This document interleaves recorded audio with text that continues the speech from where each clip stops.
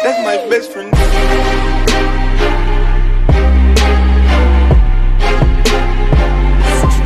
That's my best friend. Hey YouTube, it's your best friend MRP Dissonance. So today I just wanted to talk more about an overwhelming theme that I've been noticing around me for a while now, and that's people are offended by literally anything. I can't watch TV or read the news without the media trying to shove their ridiculous rhetoric down my throat. I'm all for people having equal rights and equal opportunities, but there's honestly a limit to the sheer stupidity of it all. Apparently, being a heterosexual male who is attracted to biological females is sexual discrimination because my sexual preferences hinder a person's ability to be who they want to be. But last time I checked, it was my choice to date, not date, marry, or even have kids. So then, wouldn't it also be my choice to choose the type of person I'm with, including their biological gender? People make unconscious decisions all around them based on their upbringing, society, and their own preconceived notions of how the world around them works. Sure, there are plenty of people in this world who hate because there is something different or new, but there is a huge difference between hate and preference. I wouldn't expect a gay man to date an Asian woman just because then it would be sexually inclusive, but this thinking doesn't stop there. I see it all over today, from Antifa protests in Portland to the Evergreen State College in Washington and even Berkeley in California. People are leading with feelings and not fact, and are pushing their personal agenda onto those around them, forcing them to either adhere to their way of thinking or to essentially be removed altogether. America is supposed to be a melting pot of people and cultures. Discussion and open debate is an excellent way of bringing new ideas to the table and to make meaningful change. But change doesn't happen overnight. Any new ideas take time to incubate and be adopted by the masses. To change cultural preconceptions and norms isn't something that happens instantly. So pushing ideology with violence, hate speech, and even shaming language isn't going to get civil results. People push back against oppression. It's why you see all these different groups popping up left and right. You have the men's rights activists who are pushing against feminism and trying to voice male concerns. You have MGTOW, or men going their own way, which is a response to the changes into the market value of relationships and how the sexes are viewed, among other things. Point being, if you push too hard, you're going to get pushed back, and the results may not be what you had expected. Everyone has opinions about things around them.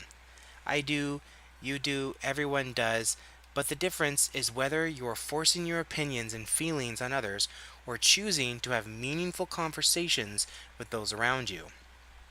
It's all I seem to hear anymore in the media. Left wing, alt right extremists. If you have an opposing point of view, you're a Nazi or a libtard, right wing. It's okay to have, different opinions than the person next to you. That's what makes this country great. This country works because people have varying thoughts and opinions and make changes to our nation to better it as a whole and to uplift our people.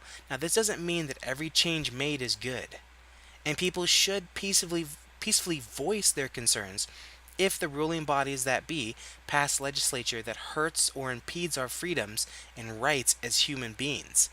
But people take it too far. If it's not racist, you can't be racist towards white men or even men in general. For example, I look at Sweden and the stuff they're pulling. Instead of punishing the people responsible, they're using a blanket solution that hinders all men from attending events and concerts in the country because there were incidents involving immigrants. I am all for people entering a country lawfully and establishing themselves within that country. This includes learning the language and customs of the country you're in so that you can integrate into the society easier. This doesn't mean throwing away your nationality or your religion or who you are. It simply means complying with the country's rules and way of life so that you can seamlessly integrate into their cogs. But that's racist, and people shouldn't be forced to learn another language or even, for the country they're living in. The country should bend over backwards and adhere to their demands, apparently. This whole thing is a fiasco worldwide, and virtual signaling SJWs are abound. Another example is a Swedish woman back in July stopped a plane from leaving Sweden with a deportee, refusing to sit down and let the plane take off because the man was being wrongfully deported because they were Afghani, and it's racist because they're an immigrant. But the man was being deported because he was beating his wife and child. The man had received a prison sentence in Sweden for assault, and thus his asylum status was denied, forcing the deportation. Now, again, I'm seeing an underlying theme: people acting without thinking about the consequences or their actions, and again, acting upon feelings and not facts. Civil disobedience doesn't make someone a hero, simply based upon assumed guilt, right? There needs to be evidence and facts before action is taken. This just lends to the fact that there is a growing population across the world of feeling warriors who are so absorbed in their own feelings and how they think things should work to really back any of their arguments with evidence, constantly offended like it's their damn job. And it never ceases to amaze me the lengths people will go to force their views on others. Anyway, that's all I've got to say today, and thanks for listening. If you enjoyed the video, don't forget to like and subscribe. And if you're feeling so inclined, leave me a comment. You can post a future topic in the discussions below, and if there's something you'd like me to discuss or look into. And again, have a good night, guys.